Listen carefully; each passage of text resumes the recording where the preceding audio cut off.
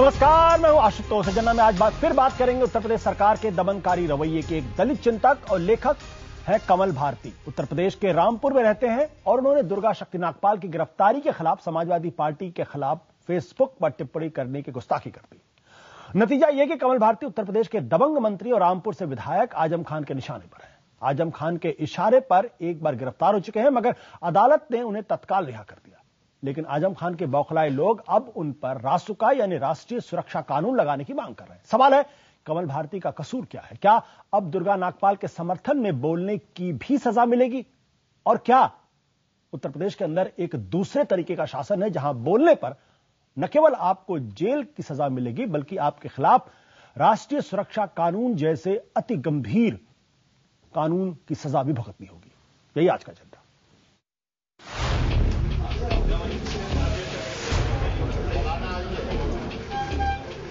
जरा देखिए समाजवादी पार्टी के कार्यकर्ता किस कदर हल्ला बोलने पर आमादा। रामपुर के एसपी को घेर कर मचाए जा रहे इस हंगामे का मकसद मशहूर दलित चिंतक कमल भारती पर रासुका लगवाना है। ये वो रामपुर है जहां से आजम खान विधायक है। कई महकमों के कैबिनेट मंत्री आजम खान पर आरोप है कि वे अपने खिलाफ उठी किसी आवाज को बर्दाश्त नहीं कर पाते। इसलिए जब कमल भारती ने फेसबुक पर दुर्गा शक्ति के निलंबन के मामले में सरकार की तीखी आलोचना की और रामपुर में आजम खान की कार्यशैली पर सवाल उठाए तो उन्हें गिरफ्तार करा दिया गया। लेकिन कोर्ट ने उन्हें जमानत दे दी। बौखलाए आजम खान समर्थक अब उन पर एनएसए लगवाना चाहते हैं। बात ये किसी सरकार की नहीं है, बात ये किसी सियासी पार्टी की नहीं है, बात ये शहर की नहीं, बात ये मजहब की है, बात ये अकीदे की है। तो किस तरह की कार्रवाई चाहते हैं? एनएसए में जेल भेजा जाए? बहरहाल पुलिस का कहना है कि वो मामले की जांच के बाद ही अब कोई कदम उठाएगी। उधर आजम विरोधी और रामपुर के सांसद जयाप्रदा ने यूपी सरकार पर हमला बोला। अखिलेश जी से सवाल पूछना चाहती हूँ कि अगर मुसलमानों और मस्जिदों पर इतना ही प्यार है तो फिर हमारे रामपुर में हमारे मदरसाओं के ऊपर बुलडोजर चल रहा है, दरगाहों पर बुलडोजर चल रहा है, ये कहां तक न्याय है? वैसे यूपी सरकार ने किसी खनन माफिया पर अब तक रासुका नहीं लगाया। ऐसे में समाजवादी पार्टी की एक लेखक पर रासुका लगाने की मांग चौंकाती है। सवाल यह है कि समाजवादी पार्टी के कार्यकर्ताओं और नेताओं को समाजवाद के विचार और इतिहास से कोई लेना देना बचा भी है या नहीं। मनोज राजन त्रिपाठी, लखनऊ, IBN 7। और इस मसले में एजेंडा के 5 सवाल है। पहला सवाल, क्या कमल भारती को उत्तर प्रदेश सरकार की आलोचना करने की सजा मिलेगी? दूसरा सवाल, क्या अखिलेश सरकार अपने खिलाफ उठने वाली हर आवाज दबाएंगे? तीसरा सवाल, क्या आजम खान को अपने खिलाफ विरोध की आवाज बर्दाश्त नहीं? चौथा सवाल, क्या कमल भारती को दलित होने के चलते प्रताड़ित किया जा रहा है? और आखिरी सवाल, सबसे अहम, हमारे लोकतंत्र में आजाद आवाजों की जगह क्यों घटती जा रही या उसको घटाने की कोशिश की जा रही है? जाहिर है कमल भारती के खिलाफ आजम खान समर्थकों का रुख अखिलेश सरकार को ही कटघरे में खड़ा कर रहा है। लेकिन हमारा एजेंडा बिल्कुल साफ है, साफ ये बुद्धिजीवियों की आवाज सुने सरकार और उस आवाज को दबाने की कोशिश न करे। इसके बदले बेहतर तो यह होता कि जो माफिया है, जो खनन माफिया है, उनके खिलाफ गैंगस्टर एक्ट लगता, उनके खिलाफ राष्ट्रीय सुरक्षा कानून लगता, उनको जेल में भेजने की कोशिश की जाती, न केवल उनको जो स्वतंत्र आवाज है और जिनकी बात लोग सुनते। बात करने के हमारे साथ मौजूद है पूर्व IPS अफसर किरण बेदी, मुंबई से एडवोकेट आभा सिंह, लखनऊ से समाजवादी पार्टी के नेता रविदास मेहरोत्रा, खुद कमल भारती इस वक्त हमारे साथ स्टूडियो मौजूद, और हमारे वरिष्ठ सहयोगी पंकज श्रीवास्तव, जिनके बारे में प्यार से मैं कहता हूं उनके इतना पढ़ा लिखा शायद हिंदी पत्रकारिता में बहुत कम लोग हैं। पंकज, आप लोगों का बहुत बहुत स्वागत है। कमल भारती जी, पहले हमारे दर्शकों को बताइए आपके साथ हुआ क्या? 6 अगस्त को सवेरे दो सिविल ड्रेस में 2 पुलिस वाले पहुंचे।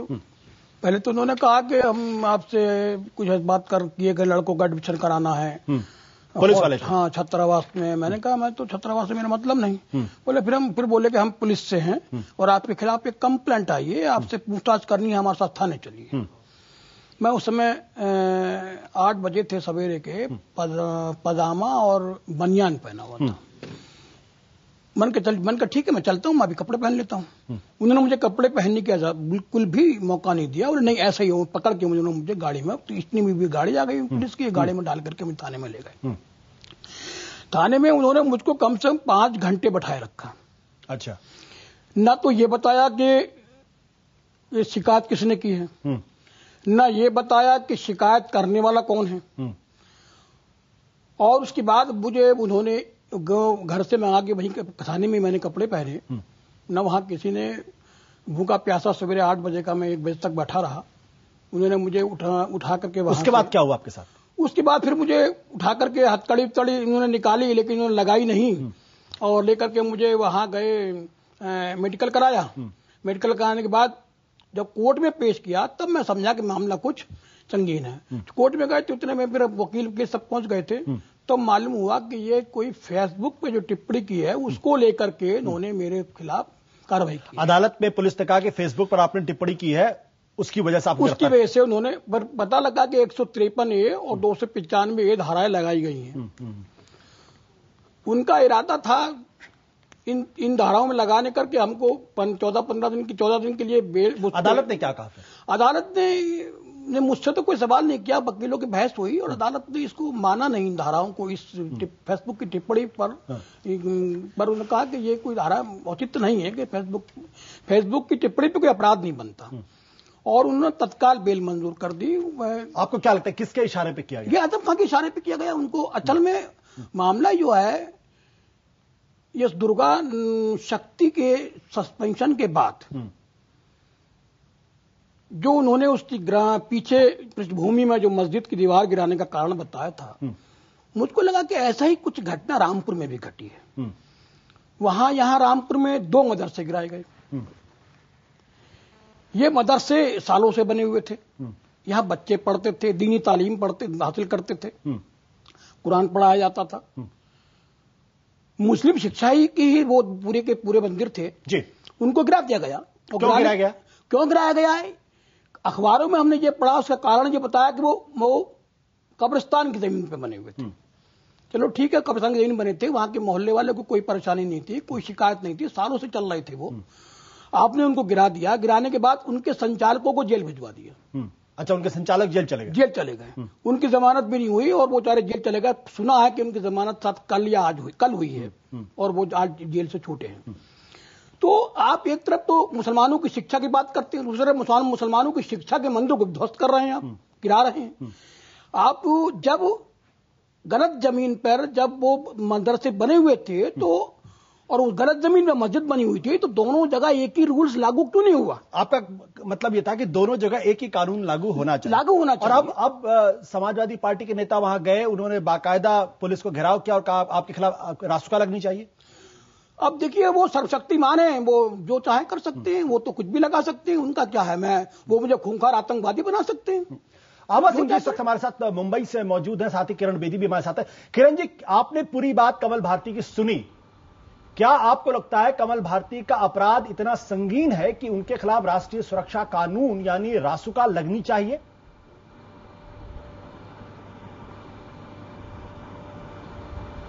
आप किससे पूछ रहे हैं? जी किरण जी, मैं आपसे पूछ रहा हूं। बिल्कुल नहीं। हाँ। ये वायलेशन हुई है, क्योंकि ये बिल्कुल क्लियर इंस्ट्रक्शंस पुलिस को और कोर्ट्स की तरफ से चली गई थी कि arrest will not be the rule, arrest will not be the rule. इस मामले में फेसबुक पे और इंटरनेट पे अगर आप ऐसा को देते हैं, arrest will not be the rule. इसलिए बहुत अच्छा किया जो कचहरी ने तुरंत आपको जमानत दे दी। लेकिन मैं तो समझती हूँ कचहरी को पुलिस से पूछना चाहिए था कि आपने जब से लास्ट इंसिडेंट्स हुए हैं इंटरनेट केसेस के, आपको डिपार्टमेंट से जो इंस्ट्रक्शंस मिली थी, आपने उन इंस्ट्रक्शंस को वायलेट किया है। क्या आपको मालूम है कि वो इंस्ट्रक्शंस क्या हैं? आपको ट्रेनिंग में वो इंस्ट्रक्शंस बताई गई है? मैं समझती हूँ उल्टा पुलिस से ये पूछना चाहिए था। सिर्फ बेल ना करते, ये भी पूछते, ताकि पुलिस के ऊपर जवाबदारी बढ़ती। ये सरासर अन्याय का मामला है। इसमें तुरंत अरेस्ट कैसे कर सकते हैं? आपने कैसे इन्वेस्टिगेट किया कि ये कम्युनल डिसहार्मनी फैलाएगा या प्रोवोकेटिव है? बिना कुछ आप इन्वेस्टिगेशन करते आप अरेस्ट कर लेते। ये वायलेशन ऑफ ह्यूमन राइट्स हुआ है। वायलेशन आप इनको मानते हैं? जी आभा सिंह जी, आप जब पालघर का मामला आया था तब वहां की अदालत ने फैसला दिया था और उसमें यह कहा गया था कि वरिष्ठ पुलिस अधिकारियों की अनुमति के बिना गिरफ्तारी नहीं होनी चाहिए। क्या जो अदालत का फैसला था वहां इसका उल्लंघन किया गया रामपुर में?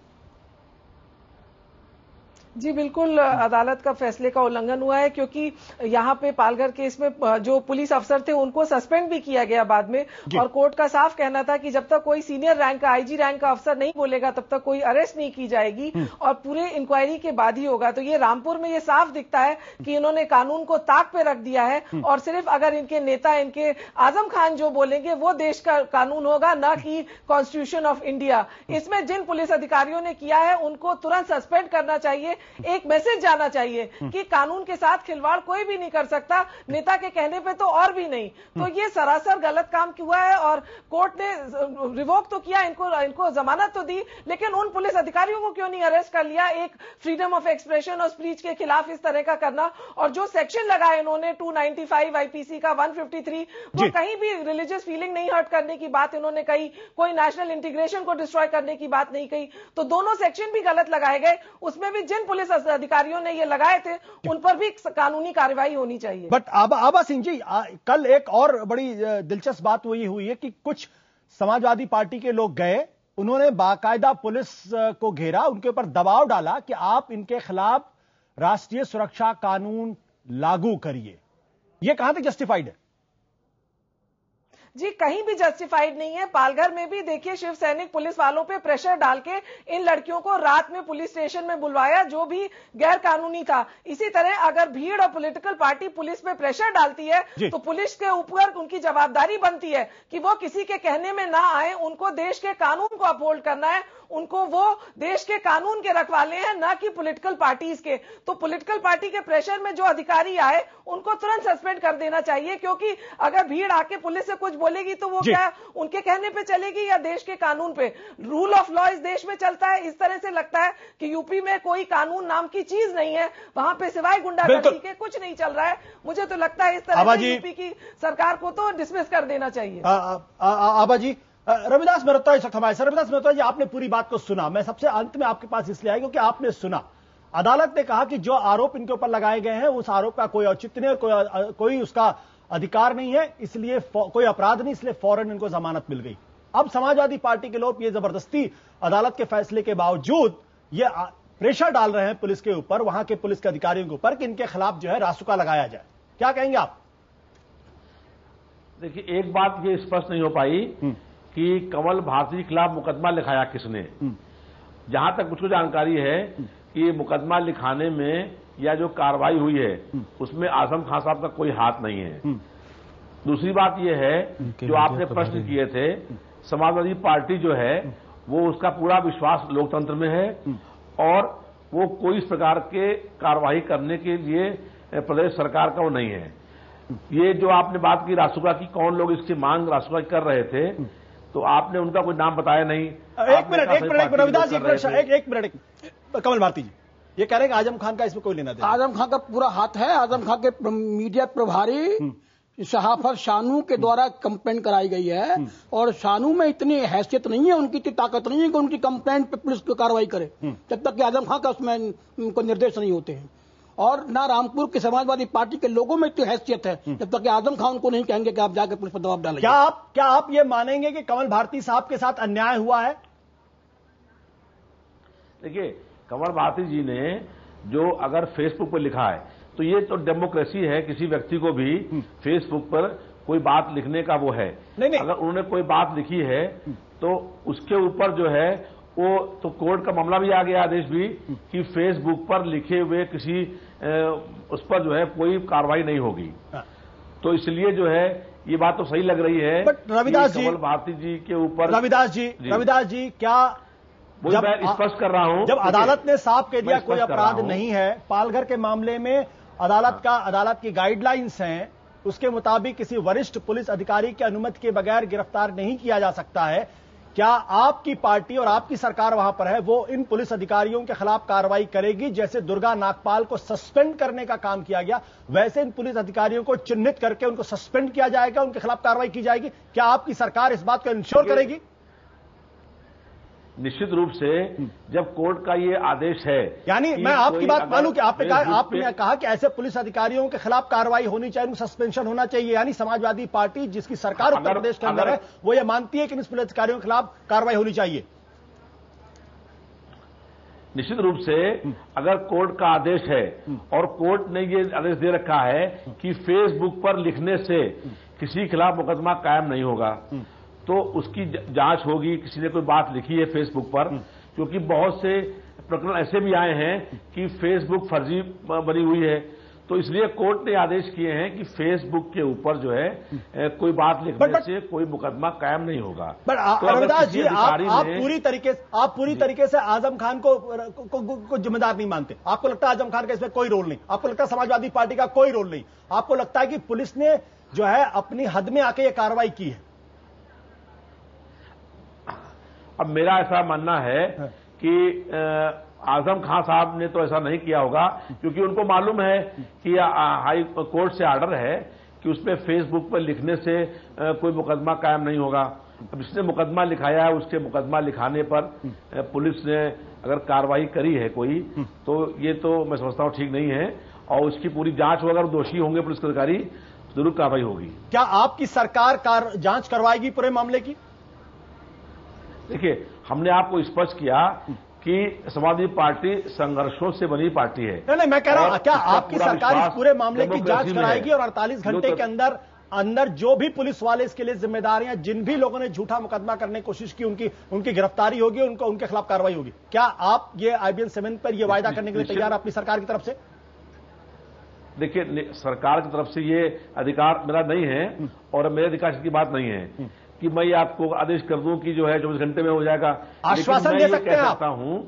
कि हाँ, मैं ये कह सकता हूं कि निश्चित रूप से कमल भारती जी के जो खिलाफ मुकदमा कायम हुआ, वो उसकी जांच हो, जिसमें जो अधिकारी पुलिस के हैं उनकी अगर गलती होती है तो उनके खिलाफ कार्रवाई होनी चाहिए। पंकज जी, आप भी उत्तर प्रदेश से आते हैं जी, आपको क्या लगता है, क्या ये बिना किसी बड़े नेता के इशारे पर, जैसा कि रविदास मल्होत्रा जी कह रहे हैं, भाई इसमें आजम खान साहब का कोई रोल नहीं लगता, हम अगर उनकी बात मान भी ले, क्या एक रामपुर की पुलिस अपने तय ऐसा काम कर रही थी?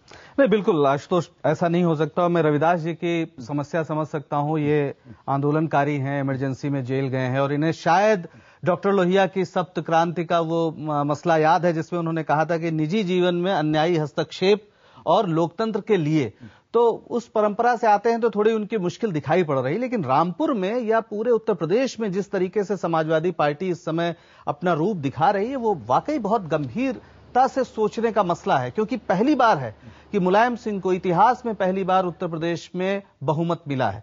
उसके पहले समाजवादी पार्टी को अकेले या मुलायम सिंह के नेतृत्व में कभी कोई बहुमत नहीं मिला था, तो उन्हें ये मौका था कि वो साबित करते कि वो एक ऐसी सरकार चलाएंगे जिसमें वास्तव में डॉक्टर लोहिया की छाया हो। डॉक्टर लोहिया एक बात वॉल्टेयर की बहुत बार बार करते थे, जो फ्रेंच रेवोल्यूशन के इतने बड़े चिंतक थे, जिन्होंने कहा था कि मैं जानता हूं तुम झूठ बोल रहे हो, लेकिन तुम्हारे झूठ बोलने के अधिकार की रक्षा के लिए मैं अपनी जान दे सकता हूं। लेकिन यहां क्या हो रहा, कमल भारती ने, मुझे याद है 1996 में कांशीराम के 2 चेहरे नाम की एक किताब लिखी, जिसमें मायावती और कांशीराम की जो पूरी राजनीति थी उसकी बहुत सख्त आलोचना की थी। उस समय सरकार थी, कुछ नहीं हुआ। लेकिन इस समय वो धारा लगी जो धारा वरुण गांधी पर लगी थी, वही धाराएं 153A और 295A, और आपने वो स्टिंग ऑपरेशन देखा जिसमें समाजवादी पार्टी के विधायक वरुण गांधी के खिलाफ गवाही देने वालों को मुकरने के लिए दबाव डाल रहे हैं। और दूसरी तरफ जो आदमी मोदी की प्रशंसा कर रहा है खुलेआम, सुनील जोगी नाम का एक हास्य कवि है जिसकी सीडी है, उसको इलाहाबाद में हिंदुस्तानी एकेडमी का अध्यक्ष बना दिया गया। तो ये पूरा चरित्र है सरकार का। आजम खां के रामपुर में वही होगा जो आजम खां चाहे। आजम खां चाहे। किरण बेदी जी, आपको जोड़ना चाहती थी इसमें, मैं सवाल इसलिए आपसे कर रहा हूं क्योंकि ये मामला सिर्फ उत्तर प्रदेश का नहीं है। अप्रैल 2012 में जादवपुर विश्वविद्यालय के एक प्रोफेसर को गिरफ्तार किया गया। इसी तरीके से पी चिदम्बरम के बेटे के खिलाफ ट्वीट करने पर एक शख्स को अक्टूबर 2012 में गिरफ्तार किया गया था। मैंने इसीलिए हाथ खड़ा करा ताकि मैं दोबारा क्लैरिफाई करूं, क्योंकि हिंदुस्तान के लोग इस प्रोग्राम को देख रहे हैं। ये पुलिस को, ये पुलिस की साफ साफ गलती है।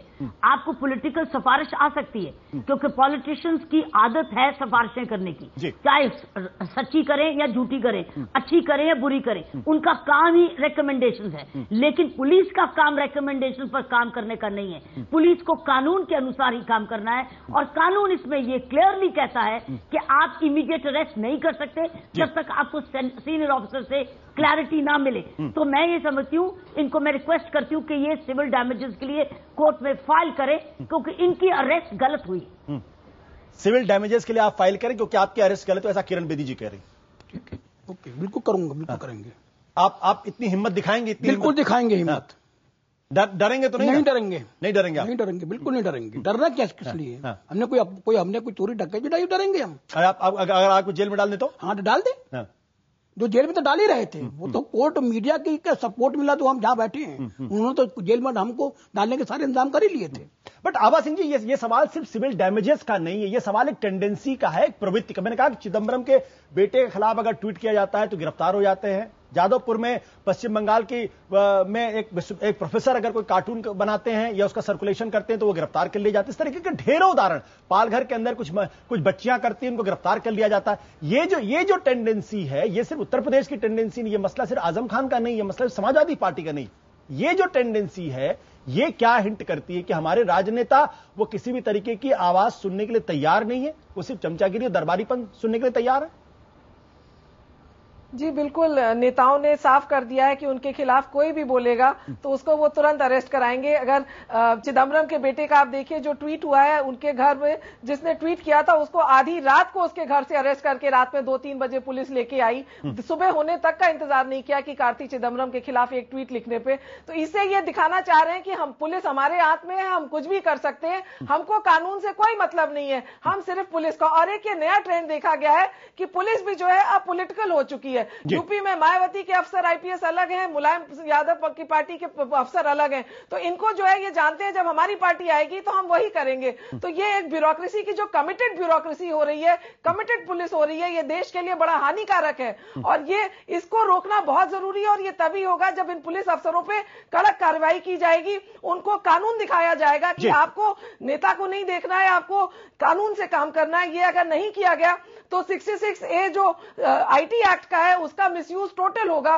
किसी को भी उठा के ये घर से उठा के बंद कर देंगे और हम और आप सिर्फ एक डिबेट में डिस्कस करते रह जाएंगे। बहुत जरूरी है इसको क्वॉश किया जाए, 66A का अमेंडमेंट किया जाए। बिल्कुल आभा जी, अधिकारियों पे कड़क कार्रवाई हो। बिल्कुल। बट पंकज जी, ये जो उत्तर प्रदेश की समाजवादी पार्टी है उसको अगर ध्यान से देखो तो राम मनोहर लोहिया की राजनीति को, आचार्य नरेंद्र देव की राजनीति को आगे बढ़ा।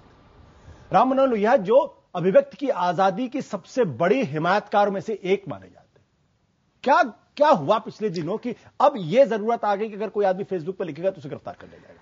देखिए, आप जानते हैं 10 दिसंबर 1948 को संयुक्त राष्ट्र महासभा ने जो मानवाधिकारों का विश्व घोषणा पत्र जारी किया था, उसमें यह बात बहुत साफ थी कि अभिव्यक्ति की आजादी के साथ कोई समझौता आप नहीं कर सकते। भारत के संविधान में भी यह बात है और डॉक्टर लोहिया का जैसे आपने खुद जिक्र किया और मैंने बताया, वॉल्टेयर को वो लगातार कोट करते थे। दिक्कत यह है कि समाजवादी पार्टी अब एक राजनीतिक पार्टी के बजाय एक कुनबे और कुछ ऐसे एक झुंड में तब्दील हो गई जिसका शायद राजनीतिक वैचारिक प्रशिक्षण नहीं होता है या उसकी कोई जरूरत नहीं रह गई है। कुछ जातियों के जोड़ तोड़, कुछ गणित, कुछ इस तरह की चीजें, कुछ सांप्रदायिक विचारधारा पीछे रह गई। विचारधारा का अब कोई मतलब ही नहीं रह गया, क्योंकि मुझे नहीं लगता है कि कभी भी मुलायम सिंह यादव उन प्रश्नों पर संबोधित भी करते, क्योंकि डॉक्टर लोहिया ने जैसे जाति तोड़ा का पूरा नारा दिया था, लेकिन पहली बार हुआ कि परशुराम जयंती मनाई गई, उस पर छुट्टी दी गई और खास तौर पर जाति प्रथा के जो स्रोत हैं, वर्ण व्यवस्था, उसको बाकायदा उसको फर्शी सलाम किया जा रहा है उत्तर प्रदेश में।